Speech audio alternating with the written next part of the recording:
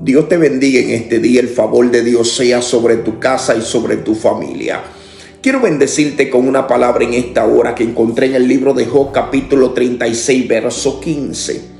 Y le puse como tema cómo Dios trabaja. A veces al no entender cómo Dios trabaja siempre andamos perturbados, frustrados, confundidos.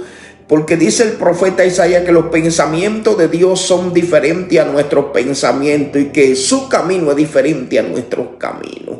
Ahora bien, como Dios trabaja, porque me llamó la atención esta palabra en el libro de Job, capítulo 36, verso 15. Quiero compartirla contigo. Dice: al pobre librará de su pobreza, y en la aflicción despertará su oído. Oiga bien. Oiga, ¿cuándo es que Dios despierta el oído de nosotros? Pero me llamó la atención la palabra al pobre librará de su pobreza, porque quiero compartir este verso. Mira, Dios usa el proceso de aflicción para romper cadenas internas.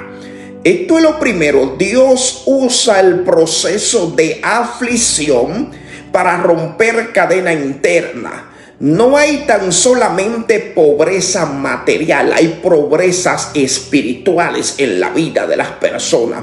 Y mira acá, hay pobreza emocional en la vida de las personas. Hay pobreza mental, pensamiento de derrota en la vida de las personas. Hay pobreza de identidad en la vida de la persona. Hay pobreza de propósito en la vida de las personas. Hay pobreza de carácter en la vida de las personas. Hay pobreza de visión en la vida de las personas y hay pobreza económica en la vida de las personas. Pero el libro te está diciendo: al pobre librará de su pobreza. Quiero decir que de todas estas características que yo te mencioné de la pobreza, Dios te está diciendo en esta hora que te va a librar. Y me llamó la atención la segunda parte: y en la aflicción despertará su oído. Oiga acá, cuando se habla de despertar el oído, quiere decir que Dios te va a dar la capacidad de discernir, la capacidad de entender la voz de Dios. Te va a dar la capacidad de obedecer. Cuando se despierta el oído espiritual de nosotros, tenemos la capacidad de prestar atención y de obedecer a lo que prestamos atención. Santo es el Señor. Cuando se despierta el oído de nosotros, viene un estado de revelación de Dios a través de su Espíritu Santo a la vida de nosotros.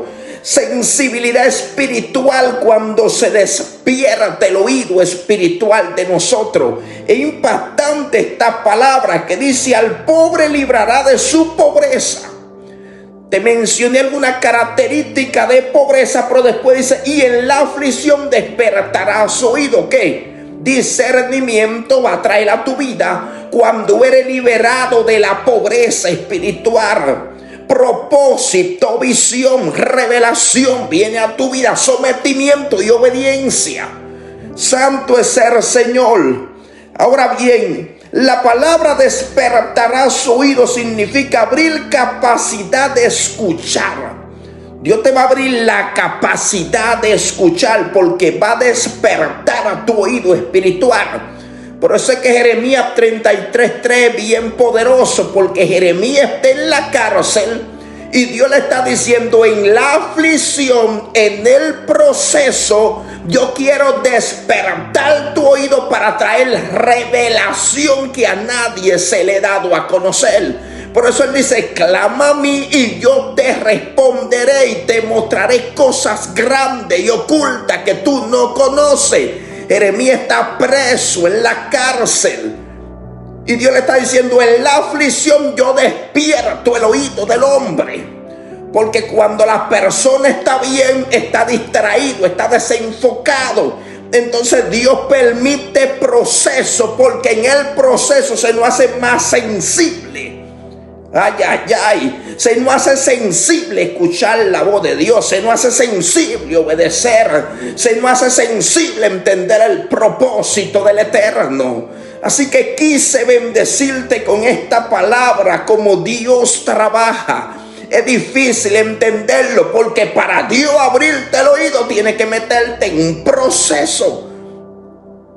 Hay gente que si no caminan en medio de proceso todo el tiempo no pueden mirar hacia adelante. Dice el salmista que no seamos como el asno, el cabestro, que hay que poner un cabestro para que pueda mirar hacia adelante.